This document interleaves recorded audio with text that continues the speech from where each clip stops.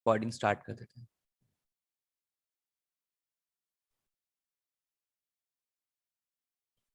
हाँ जी, good evening. तो हमारे चैप्टर का नाम है वैल्यूएशन ऑफ गुडविल। तो सबसे पहले हमें ये जानना पड़ेगा कि ये गुडविल होती क्या है। ठीक है जी। तो बच्चे गुडविल क्या है? गुडविल जैसे आप बताओ मैसेज करके, गुडविल आप क्या समझते हो? गुडविल से गुडविल होता क्या है?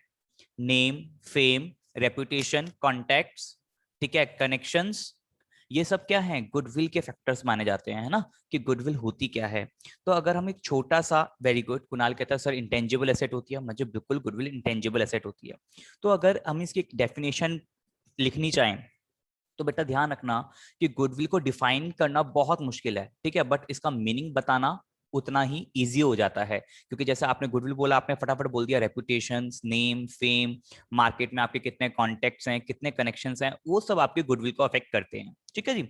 तो अगर मैं नॉर्मल लैंग्वेज में, वेरी गुड, कुणाल कहता है सर ये बिना एक्स्ट्रा एफर्ट्स के काम करती है, हमें प्रॉफिट कमा करके देती है, हमारे कस्टमर्स को बढ़ाती है।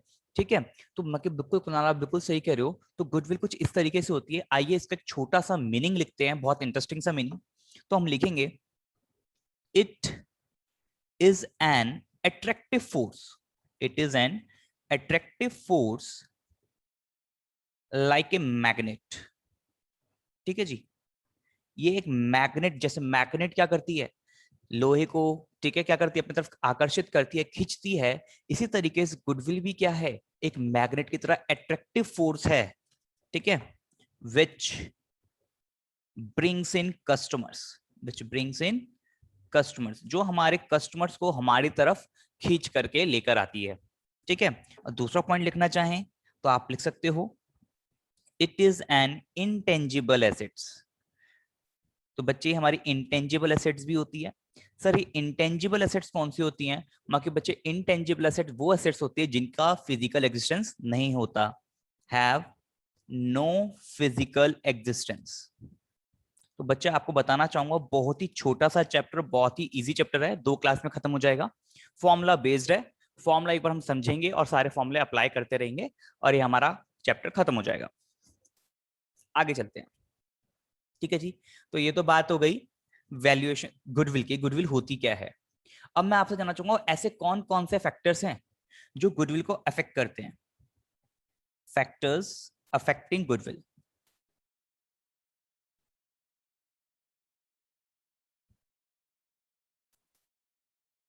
यानी ऐसे फैक्टर्स जिसका डायरेक्ट इफेक्ट मेरी गुडविल पे पड़ेगा। इसमें मैं सबसे पहला कह सकता हूं लोकेशन। अब यहां पर एग्जांपल है sir location, very good, nature of business, Krishna आप बिल्कुल सही कह रहे हो। सर लोकेशन कैसे अफेक्ट करेगा गुडविल को? मां कि बच्चे अगर जैसे मैकडी है, ठीक है, मैकडोनल्ड्स है, ठीक है, या आपका डोमिनोज है, वो रूरल एरियाज में क्यों नहीं खुलता? वो बड़े बड़े एरियाज में क्यों खुलता है? लोकेशन, क्योंकि उसकी गुडविल अफेक्ट होगी। अगर वो रूरल एरियाज में भी खुल जाएगा, हर जगह इजिली अवेलेबल हो जाएगा, तो मुझे तो उसकी गुडविल पे अफेक्ट पड़ेगा नहीं पड़ेगा? ऑब्वियसली पड़ेगा। ठीक है। अब क्योंकि वहां पर उसको प्रॉफिट भी नहीं होने वाला, वहां पर खरीदेगा कौन? ठीक है ना। अब गुडविल का एक एग्जांपल और देता हूं। मान लीजिए आपके सामने 2 शॉप्स हैं, 2 बर्गर शॉप्स हैं, एक मैकडोनल्ड है और एक नॉर्मल है, तो आप किस में जाना पसंद करेंगे? आपका आंसर आएगा सर मैकडोनल्ड्स। मैं कि कोई बात नहीं, पर मैकडोनल्ड्स का 5 रुपए महंगा है बर्गर, तो आपको सर तब भी हम प्रेफर करेंगे मैकडोनल्ड्स। ठीक है। तो वो क्या होगी, वो क्यों उसको आप ज्यादा प्रेफरेंस दे रहे हो प्राइस ज्यादा होने के बाद भी? क्यों? क्योंकि उसके पास क्या है? गुडविल है। ठीक है, उसका नाम, रेपुटेशन है क्वालिटी का। तो आपकी लोकेशन हो गई, क्वालिटी ऑफ प्रोडक्ट्स हो गए, क्वालिटी ऑफ प्रोडक्ट, जो आप प्रोडक्ट बेच रहे हैं या जो आप सर्विस दे रहे हैं उसकी क्वालिटी क्या है, तो वो आपकी गुडविल को अफेक्ट करती है। फिर आपका बिहेवियर टुवर्ड कस्टमर्स, आप लोगों से कैसा बिहेव करते हो, है ना।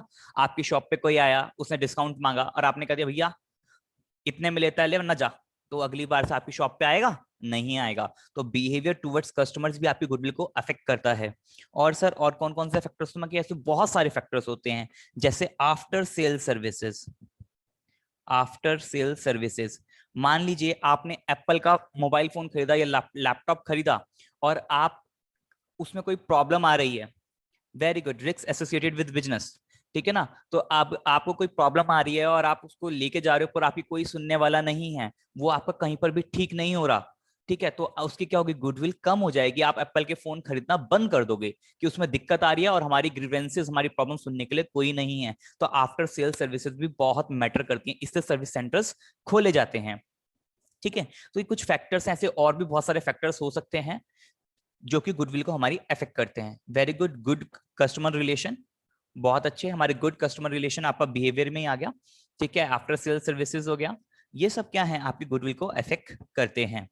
ठीक है जी, आइए आगे चलते हैं। Classification of goodwill, classification of goodwill. तो बच्चे मैं आपको बता दूं, गुडविल को दो पार्ट्स में क्लासिफाई किया गया है। ठीक है जी, ये आपने पहले भी पढ़ भी रखा होगा 11th क्लास में। तो गुडविल बेटा, एक होती है सेल्फ जनरेटेड गुडविल,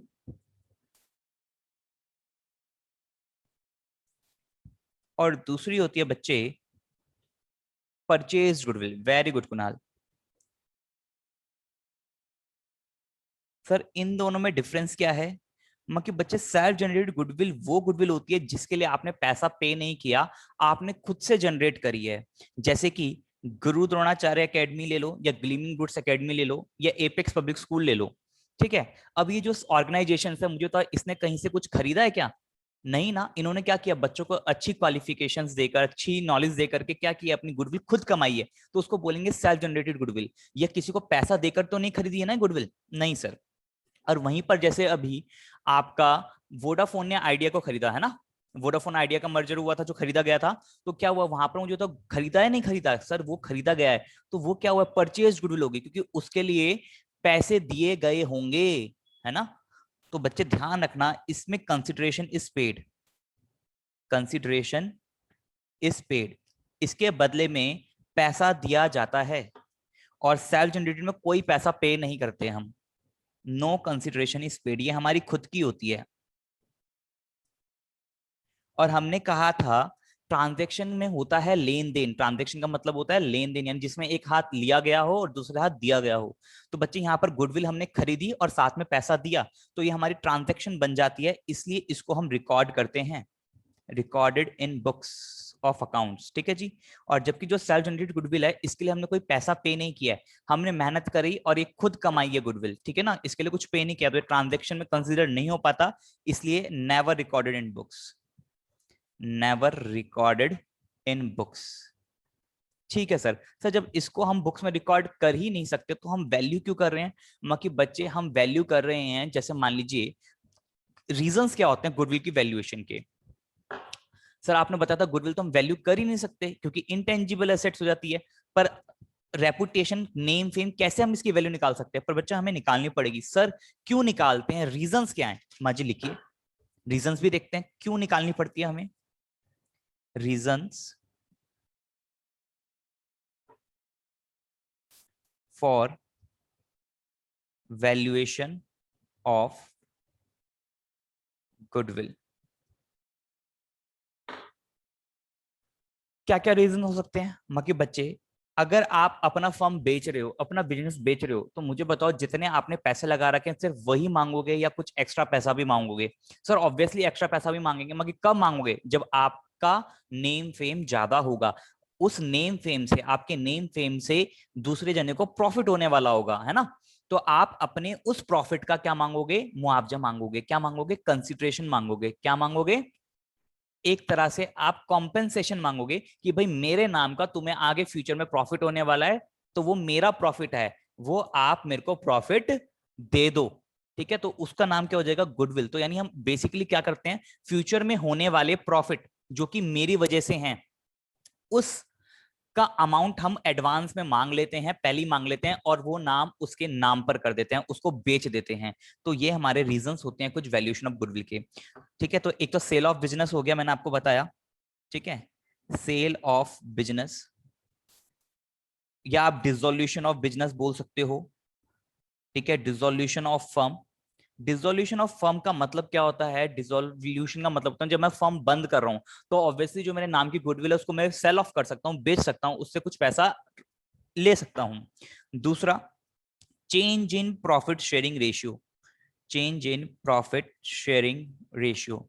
मान लीजिए दो पार्टनर्स हैं, ठीक है, अभी वो इक्वल रेशियो में प्रॉफिट शेयर कर रहे थे, तो अब उन्होंने आपस में सोचा कि अब हम रेशियो अलग अलग चूज करेंगे, 3:2 लेंगे या 5:3 लेंगे। तो मुझे बताओ, पहले उनका प्रॉफिट आधा आधा था, अब आगे अलग रेशियो में मिलेगा, तो मतलब गुडविल भी तो अफेक्ट होगी, तो गुडविल का शेयर भी तो दोनों का आपस में चेंज हो जाएगा। तो इसलिए मुझे गुडविल निकालने की जरूरत पड़ती है कि अब गुडविल में किसका कितना शेयर है। ठीक है, तीसरा, admission of a new partner. Admission of a new partner, अगर किसी कोई पार्टनर एडमिट हो रहा है, मान लीजिए दो पार्टनर बिजनेस चला रहे हैं और तीसरा पार्टनर एडमिट होने के लिए आता है कि मैं भी आपके साथ बिजनेस करूंगा, तो मुझे बताओ, क्या सिर्फ उसको आप सीधा आओगे कहोगे भाई आजा और प्रॉफिट लेना शुरू कर दे? नहीं, आप उससे कहोगे भाई इस बिजनेस में हम दो जनों ने मेहनत कर रखी है और तुम आकर सीधा प्रॉफिट कमाओगे? नहीं, ऐसा नहीं हो सकता। तो आपको क्या करना पड़ेगा, आप क्या मांगोगे उससे? आप उससे गुडविल का अमाउंट भी मांगोगे। गुड इवनिंग मुस्कान बच्चे। तो आप उससे क्या मांगोगे? गुडविल का अमाउंट भी मांगोगे। भाई हमने जो मेहनत करी है, हमारा जो रेपुटेशन बना है, आप उसका पैसा भी लेकर आओ। तो वो अपना शेयर गुडविल का लेकर के आएगा। इसी तरीके से जब कोई पार्टनर रिटायर होता है फर्म से, रिटायरमेंट या फिर किसी पार्टनर की डेथ हो जाती है, तो बताइए कोई पार्टनर जाएगा तो अपना गुडविल का लेके जाएगा? पता है मुस्कान बच्चा, मुझे पता है, कोई बात नहीं, कोई ज्यादा नहीं पढ़ाया मैंने अभी तक, बस गुडविल के बारे में थोड़ी सी इंफॉर्मेशन दी है जो मैं 11th क्लास में भी पढ़ा चुका हूँ आप लोगों को। तो एक बार जब नोट्स पढ़ोगे तो आपको इजी समझ में आ जाएगा, ऐसा कुछ नहीं है, बाकी लास्ट में रिपीट कर दूंगा। ठीक है, तो रिटायरमेंट और डेथ ऑफ ए पार्टनर में, जब कोई पार्टनर जा रहा है, रिटायर हो रहा है, किसी पार्टनर की डेथ हो रही है, तो उसके फैमिली वालों को उसके गुडविल का अमाउंट हमें शेयर देना पड़ता है, क्योंकि उसने भी तो इतने सालों से मेहनत करी है भैया प्रॉफिट कमाने में। ठीक है जी, तो ये सारे रीजंस होते हैं। अब मेन काम पे आ जाता है, जो हमें प्रैक्टिकल पार्ट, ये तो चलो थ्योरी पार्ट था, अब आ जाता है मेन जो हमें क्वेश्चंस करने हैं, वो आपका आता है वैल्यूएशन ऑफ गुडविल। तो अभी तक हमने पढ़ा गुडविल के बारे में, मीनिंग वगैरह। अब आ जाता है हमारा जो मेन टॉपिक है, वैल्यूएशन ऑफ गुडविल। गुडविल को कैसे वैल्यू करेंगे? तो बच्चे इसके जो मेथड्स हैं हमारी जो बुक में दे रखे हैं, वो 3 मेथड्स दे रखे हैं। पहला मेथड दे रखा है हमें average profit method. Average profit method क्या कहता है कि हम गुडविल का पैसा कैलकुलेट करेंगे जो सामने वाले से लेना है, किस वैल्यू पर? एवरेज प्रॉफिट के बेस पर। ठीक है जी। फिर दूसरा मेथड कहता है super profit method. Super profit method कहता है हम गुडविल का पैसा तो कैलकुलेट करेंगे, उससे लेंगे भी, पर कौन से मेथड से, किस बेस पर? सुपर प्रॉफिट के बेस पर गुडविल लेंगे।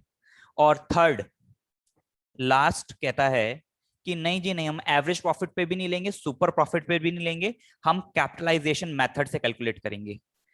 ठीक है जी, कैपिटलाइजेशन मेथड से कैलकुलेट करेंगे।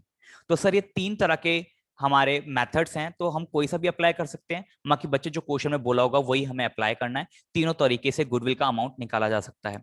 क्या सर हर मेथड से सेम आएगा गुडविल का अमाउंट? बाकी जी नहीं, हर मेथड से सेम नहीं आएगा, हर मेथड से अलग अलग गुडविल का अमाउंट आएगा, रेयर केस में सेम आ सकता है। तो ध्यान रखना, कैपिटलाइजेशन के 2 पार्ट रहेंगे।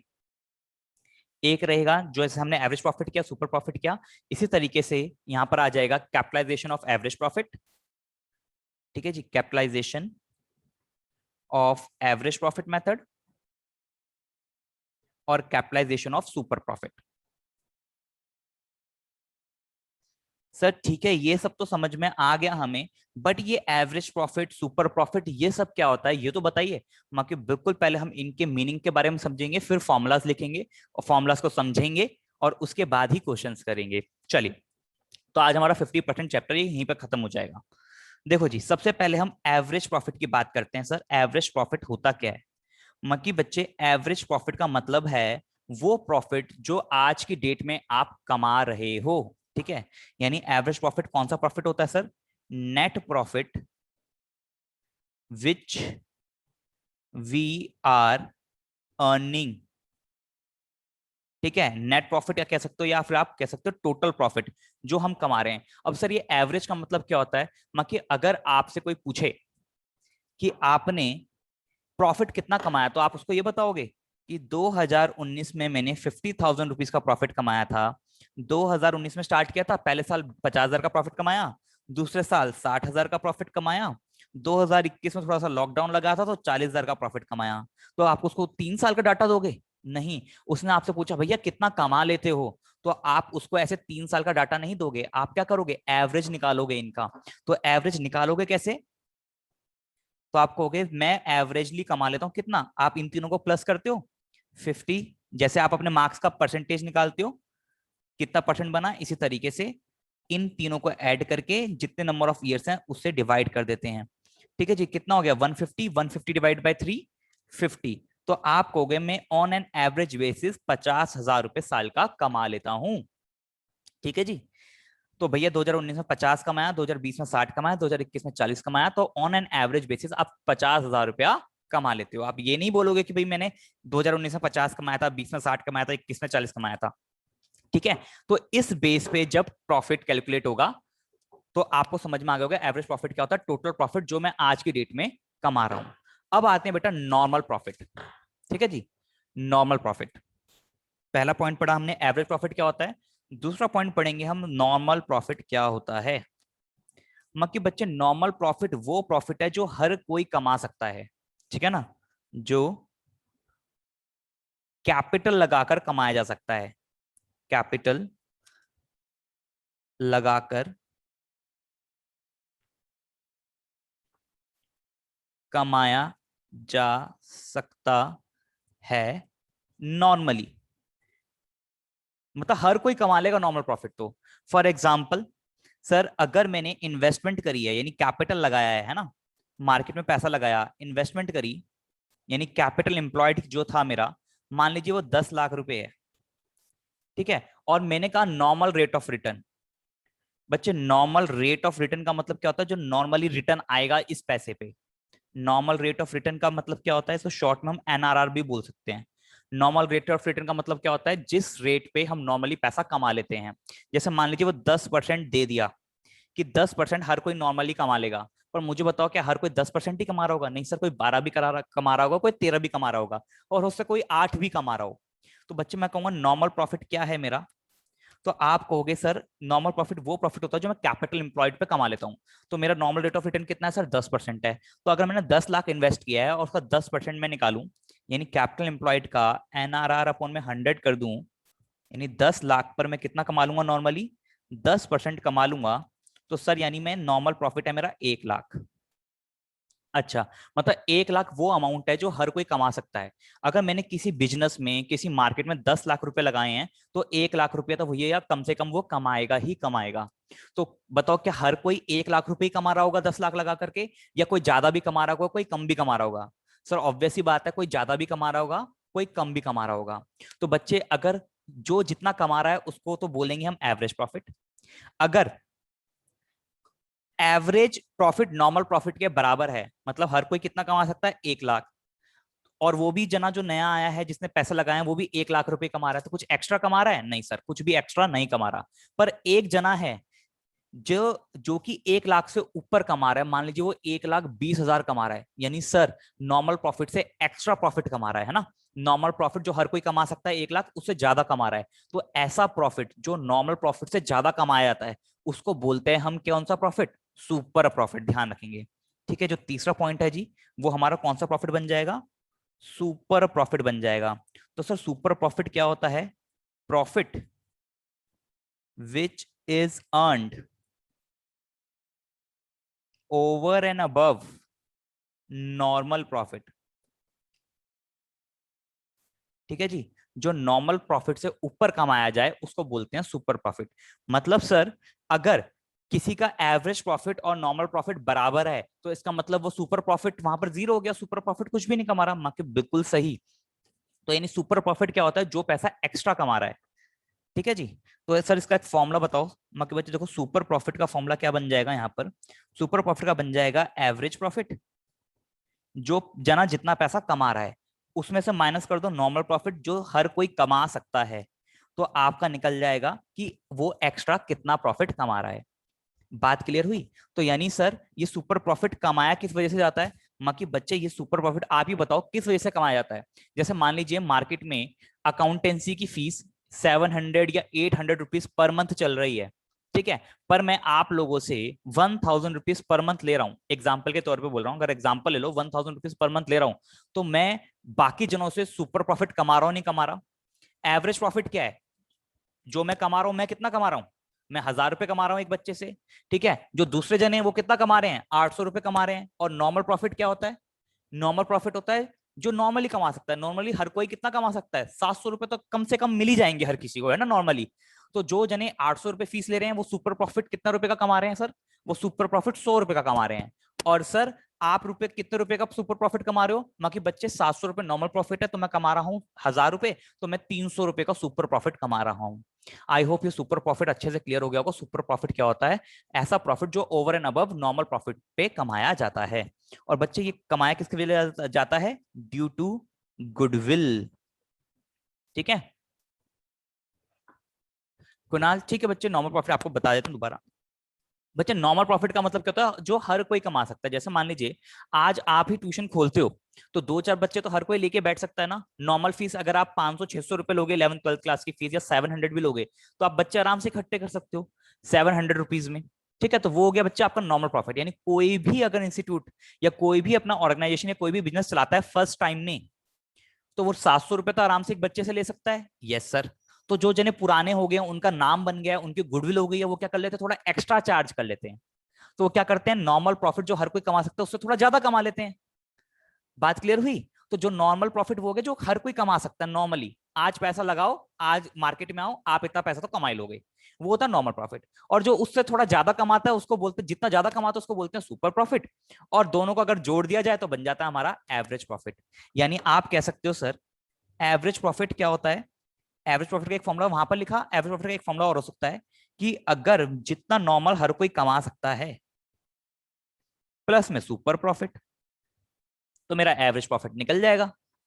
बात क्लियर हुई ना, कि नॉर्मली हर कोई कमा रहा है। मान लीजिए ऊपर लिया था हमने नॉर्मल 1 लाख रुपए आया था, ठीक है। और मान लीजिए 20,000 रुपए एक्स्ट्रा मैं अपनी गुडविल की वजह से कमा रहा हूं, तो मैं टोटल एवरेज प्रॉफिट मेरा कितना कमा रहा हूं, मैं टोटल 1,20,000 रुपया कमा रहा हूं मैं। तो सर अगर किसी की गुडविल नहीं है तो सुपर प्रॉफिट नहीं कमा रहा होगा, मुझे बिल्कुल। तो sir average profit normal profit के बराबर हो जाएगा, मुझे बिल्कुल। उस केस में एवरेज प्रॉफिट नॉर्मल प्रॉफिट के बराबर हो जाएगा।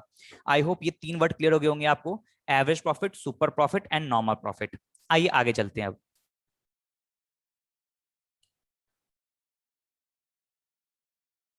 ओके कुणाल कह रहे हैं यस सर समझ में आ गया। चलिए, तो बच्चे ये बात थी एवरेज प्रॉफिट, सुपर प्रॉफिट और नॉर्मल प्रॉफिट की।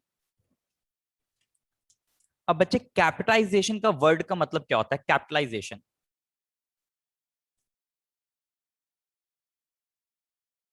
कैपिटलाइजेशन का मतलब होता है बच्चे किसी भी चीज का 100% निकालना, ठीक है। कैपिटलाइजेशन का मतलब होता है टू मेक 100% ऑफ एनीथिंग, किसी भी चीज का 100% निकालना। अब एग्जांपल लेते हैं, मैंने कहा जी आप नॉर्मल प्रॉफिट कमा रहे हो 20,000, ठीक है जी। 20,000 रुपए अगर आप नॉर्मल प्रॉफिट कमा लेते हो, और नॉर्मल जो रेट ऑफ रिटर्न है, normal rate of return that is NRR जो है 10% है, तो 100% कितना पैसा लगाया होगा आपने, जो कि 10% कमा के आपको 20,000 रुपए मिला। यानी आपको क्या निकालना है, कैपिटलाइज्ड वैल्यू निकालनी है। कैपिटलाइज्ड वैल्यू मतलब 100% निकालना है। भाई ये 20,000 कितना परसेंट है, सर ये 20,000 10% के बराबर है, तो भैया 100% कितने बराबर होगा, उसी को बोलते थे कैपिटलाइज करना। बताओ जरा जल्दी मुझे मैसेज करके कि अगर किसी ने कितना पैसा लगाया होगा कि 10% कमाने पे उसको 20,000 रुपए मिले। 2 लाख रुपए मुस्कान ने आंसर दिया, मुझे बिल्कुल बहुत सही है। तो आपने क्या किया, आपने किया सर ये जो 10% है वो 20,000 रुपए के बराबर है, ठीक है।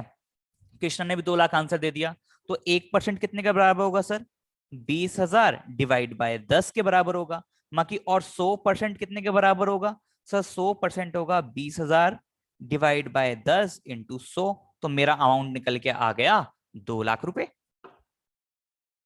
और सर यही क्या है, बाकी बच्चे यही कुछ नहीं है, मेरी क्या कैपिटलाइज्ड वैल्यू है।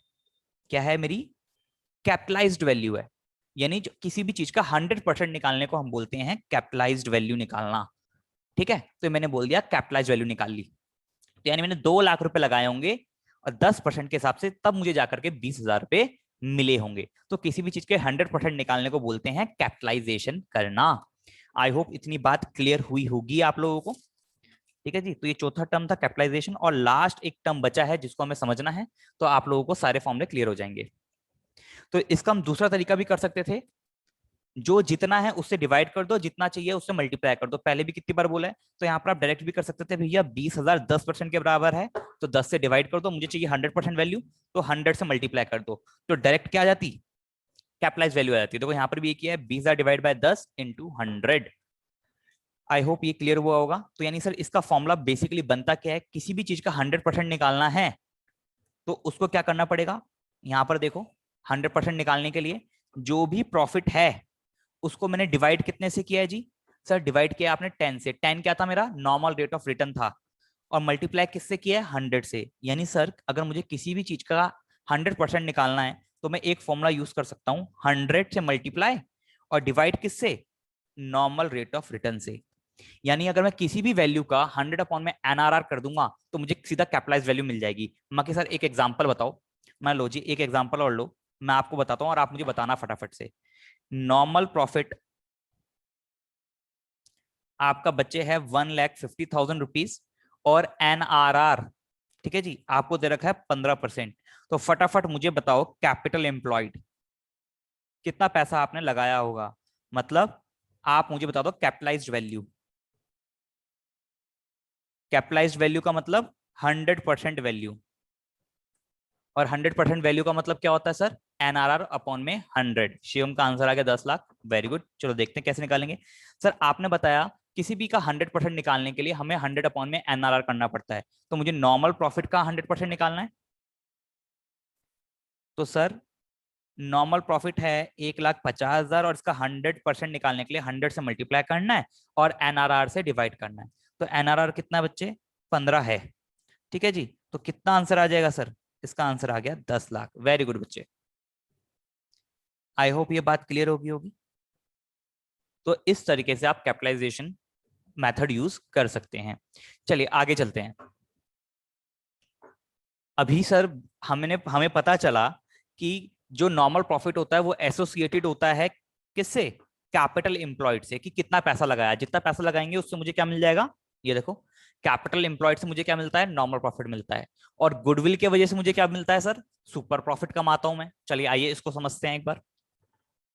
यानी सर आपने बात करी नॉर्मल प्रॉफिट, तो यानी सर अगर मैं नॉर्मल प्रॉफिट को कैपिटलाइज कर दूं, नॉर्मल प्रॉफिट की कैपिटलाइज वैल्यू निकालूं, कैपिटलाइज वैल्यू, कैपिटलाइज वैल्यू कैसे निकालते हैं सर, 100 अपॉन में एनआरआर कर दूं, है ना, तो मेरे को क्या मिलेगा सर, सर मेरे को मिलेगा कैपिटल एम्प्लॉयड। मजी ठीक है।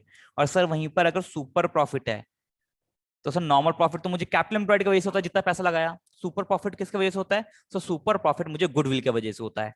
तो मैं बच्चे अगर मैं सुपर प्रॉफिट को भी कैपिटलाइज कर दूं, capitalised value that is 100 upon में एनआरआर, तो बच्चे मुझे क्या मिल जाएगा, सर मुझे गुडविल मिल जाएगा।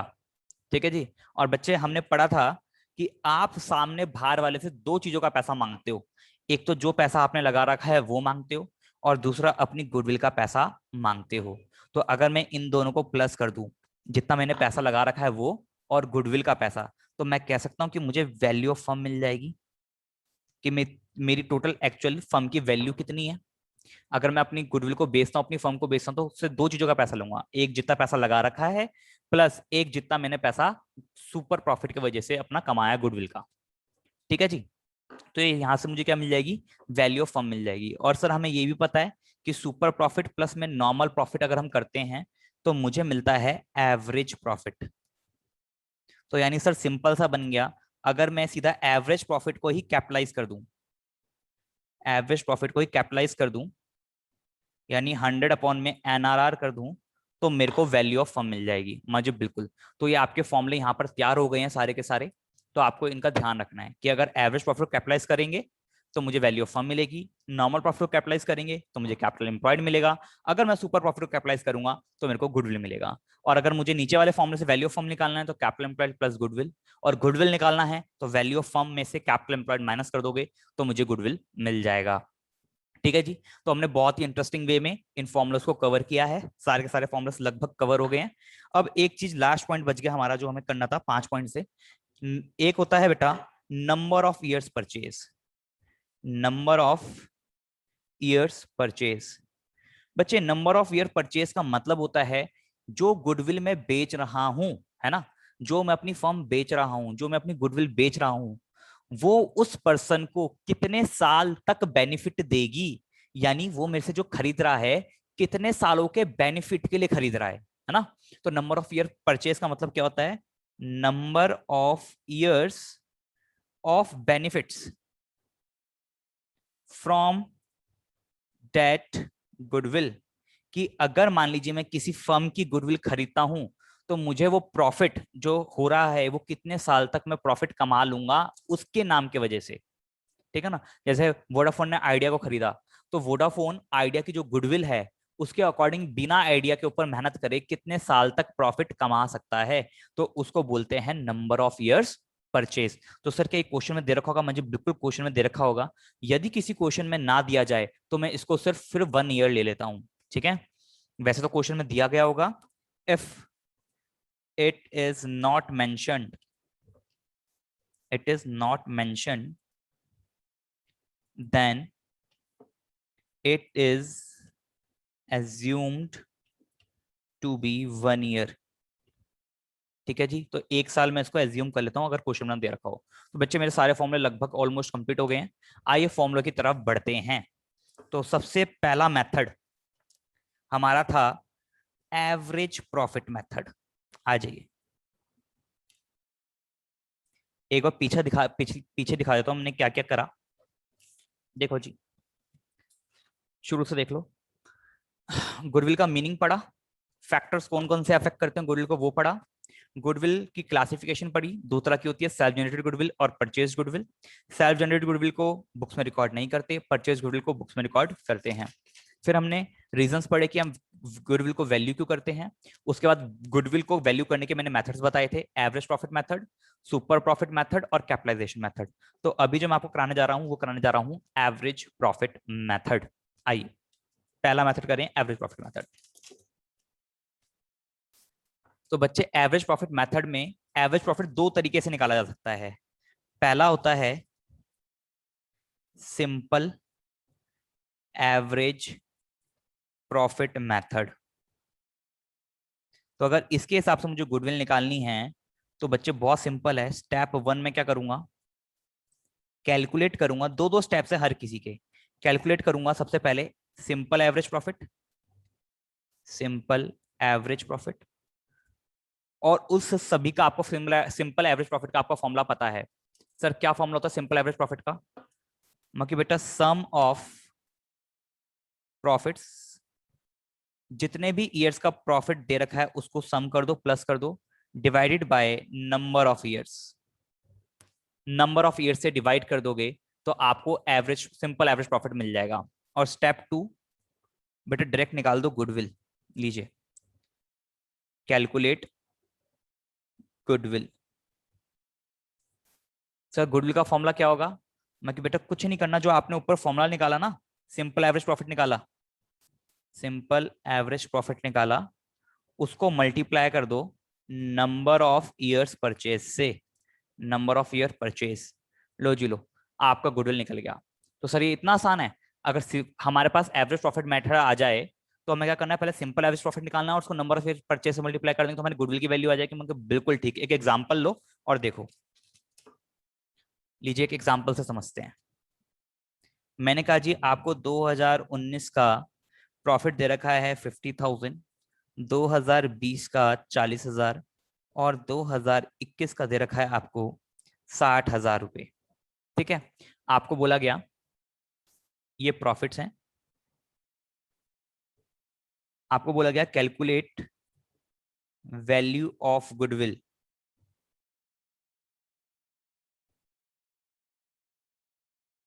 Eight 4 years of purchase. लीजिए देखो नंबर ऑफ ईयर्स परचेज दे दिए कितने, 4 years of purchase, on the basis of average profit, average profit के बेस पे ऑफ लास्ट 3 years। तो पिछले 3 साल के एवरेज प्रॉफिट के बेस पर आपको गुडविल कैलकुलेट करनी है 4 इयर्स परचेज के हिसाब से। तो चलिए आइए कैलकुलेट करके देखते हैं। सर स्टेप 1 आपने बताया था, सबसे पहले हम कैलकुलेट कर लेंगे इसमें एवरेज प्रॉफिट, और उसका फॉर्मूला था sir sum of profits that is 50 plus 40 plus 60 divide by number of years that is 3। तो सर हमारा निकल के आ जाएगा ये 150,000। तो सर ये तो हमारा आ गया एवरेज प्रॉफिट। और सर स्टेप 2 आपने बताया था कैलकुलेट गुडविल, और गुडविल के लिए आपने बोला एवरेज प्रॉफिट इनटू में नंबर ऑफ इयर्स परचेज। तो बच्चे यहाँ पर एवरेज प्रॉफिट मैंने निकाला ऊपर, वो है 50,000, इनटू में नंबर ऑफ ईयर परचेज कितने दे रखे हैं मुझे, 4 दे रखे थे सर। तो बच्चे मेरी गुडविल की वैल्यू कितनी हो गई सर, मेरी गुडविल की वैल्यू होगी 2 लाख रुपए। यानी सर मैं सामने वाले से कितने रुपए मांगूंगा बच्चे, 2 लाख रुपए मांगूंगा। इसका मतलब मैं अपने एवरेज प्रॉफिट के बेस पे उससे पैसा मांग रहा हूं कि भाई मुझे लगता है कि अगर मैं अब इसको अपना नाम बेचूंगा तो ये 4 साल तक 50,000 रुपए कमा लेगा मेरी वजह से। तो मैं क्या करूंगा, अपने 4 साल का प्रॉफिट उससे ले लूंगा 2 लाख रुपए, कहूंगा ले अब नाम तेरा हो गया। तो मैंने अपनी मेहनत का पैसा ले लिया, क्योंकि मुझे लगता है जो मैंने गुडविल जनरेट करी है उसका मुझे 4 साल तक 50,000 रुपए का प्रॉफिट होना है। ठीक है, तो मैं 2 लाख रुपए बनते हैं मेरे नाम की वजह से जो कमाए जा सकते हैं, तो मैं 2 लाख रुपए अपने नाम के ले लूंगा।